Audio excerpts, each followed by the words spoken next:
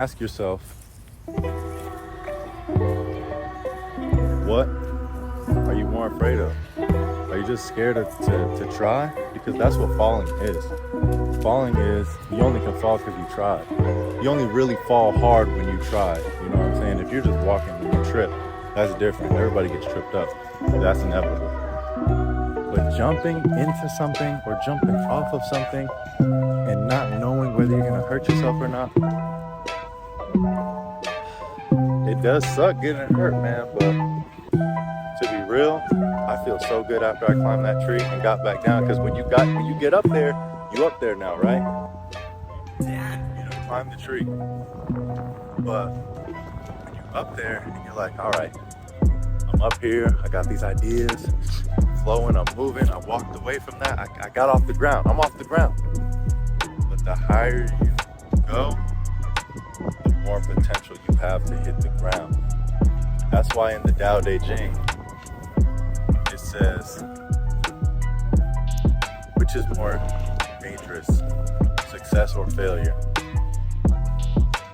And he says, it doesn't matter, because whether you go up the ladder or down the ladder, your position is shaky. You're better with standing with both feet on the ground. And there is truth to that. And you know in the Kabbalion it says all truths are but half-truths. But hear this. You don't know that until you actually climb up a ladder, what he's talking about. Because anyone that's ever been on a ladder knows, like, oh shoot, this is wobbly. No matter if it's leaning up against the house, if it's an A-frame ladder, it doesn't matter. You know what that means. Your position is shaky. So let me get the lock on that. Lock. Hey. So you know what that means. It doesn't matter whether you go up the ladder or down. Your position's shaky. And that's really what that means.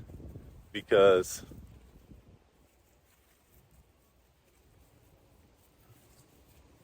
sorry, I'm working on the video. And I need to get my back thicker. And that's all that means. Because when you are climbing up a ladder to go to a house, guys, heights is a real thing. When you're looking down, you're like, damn, I know. Well, you don't know, but your instincts tell you it's probably not a good idea to jump. So I have to get back down and carefully, or really know how to jump and fall if anything goes down. It's just a lot of unknown things. I could just only explain to you what's going on in my mind. You might get up there and be like, yo, this is nothing. I'll get back down. But you're not going to know. You're not going to find out. You're not going to find out things about yourself until you go places you've never been. These sayings sound so cliche. If you want to go where no one's ever been, you got to do things no one's ever done. Or if you want to go places you've never been, you got to do things you've never done. I understand that now at coming up on 30. I'm 27. So it really just be like, I know some people aren't risk takers. I know that a lot of people like to take calculated risk. I know a lot of people don't like to try new things. There's just different personality types. But personality, in my opinion, only has so much effect and influence on you once you've tapped into that curiosity of like, what's going on? Like, what is going on? And when I say what's going on, I mean, you feel like you're always one step behind, or there's always something new coming out that you're not hip to, or, you just don't get people, or people just don't get you. That's just because your relationship with yourself hasn't been solidified yet. You haven't done enough to know enough about yourself. Most people, and if you're watching this, you probably are one of those people.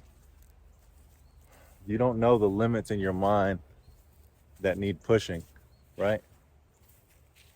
You haven't, you're I really don't like to sound cliche, but you're tied to that job, and not saying that jobs are bad, because everyone can't be an independent contractor, or everyone can, but everyone doesn't want to be an independent contractor or need to be an independent contractor. Everybody doesn't need to run a business. Everyone doesn't need to build a business and sell it. Everyone doesn't need to get into real estate. I understand that. The thing is, though, that at some point you have to start giving yourself the opportunity to be in position to try something new, to do something new. It doesn't have to be about money. It could be learning piano.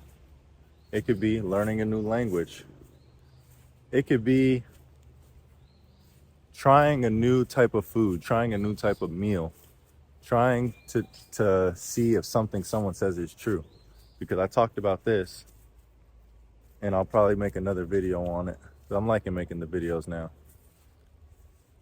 You don't know something until you try it, man. Yes, there's the obvious things. If you don't breathe for long enough underwater, you're gonna drown, right? And then I can go to the extreme to say, but you don't know what drowning feels like. But yet, you know, you don't have to drown. But yeah, that's what it is, man. You're not gonna actually know about something till you try it. If people talk about cold plunges and people are like, oh yeah, I want a cold plunge. You know, cold plunge does this and this and that. You've never done the cold plunge, right? Andrew Huberman talks about the cold plunge all the time. I don't even know that dude. He's just talking about some sciencey type stuff. But my friend calls me, and I know him because I had a 3-4 year relationship with this person, and he tells me the benefits that he's receiving from doing the cold plunge. Now it has some gravity to me. Now it has some weight. Before it's like, I take cold showers. I know that cold water probably is better for you, a little more natural. Cool. I'll give it a whack. But Andrew Huberman, I don't know. But my boy, I know that he knows what he's talking about because I formed a relationship with him. And that's how you know about something. So to say you know about something, you have to have formed a relationship with that. I know about fasting. I know a little bit about fasting. I'll take that back because people fast 30 days on just water. I'm starting my 7-day fast tomorrow, which I'll keep everybody posted daily. Nah, I'll do every 2 days. Daily is extra. Daily is excessive. It's not easy. There's not enough energy within a sun cycle. I don't have enough energy within one sun cycle to do that. But I'll post every couple days. I had 250 calorie smoothies today, and I think a pint of blueberries.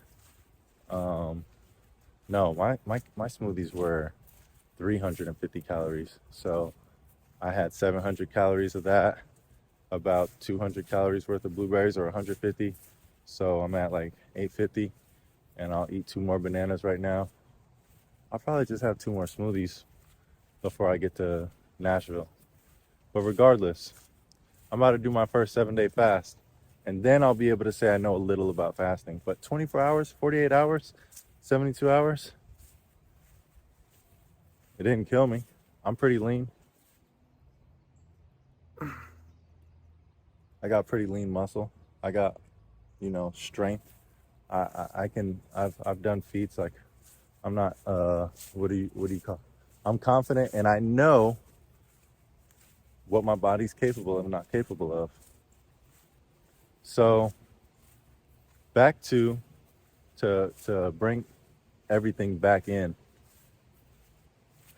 You got to be able, you shouldn't be afraid to fall, and you definitely shouldn't be afraid to get back up. Because me personally, once I fell once, I'm like, I'll do it again. As long as I'm not going to die.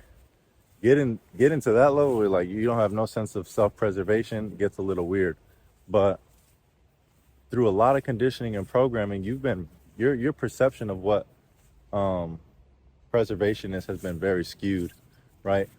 And people insulate themselves in many different ways, right? Drugs, people insulate themselves with food. Literally, you see people walk around with like tires on their stomach and things of that nature. And I'm not taking digs at you if you're overweight or a little overweight or obese. I'm just, because you know, I have no room to talk. I've never gotten really big and then got skinny again. But I'm just saying, like, I know I like food just as much as the next person, or I liked food just as much as the next person. So to let me see how much time we're at here. 12 minutes. Jesus Christ. I might have to speed this video up. So to get at the point of the insulation is just you're eating so that you don't have to feel, because when you don't eat, you can feel a lot. Hunger is just one of those things that says, hey, you're about to start feeling stuff, you might want to eat.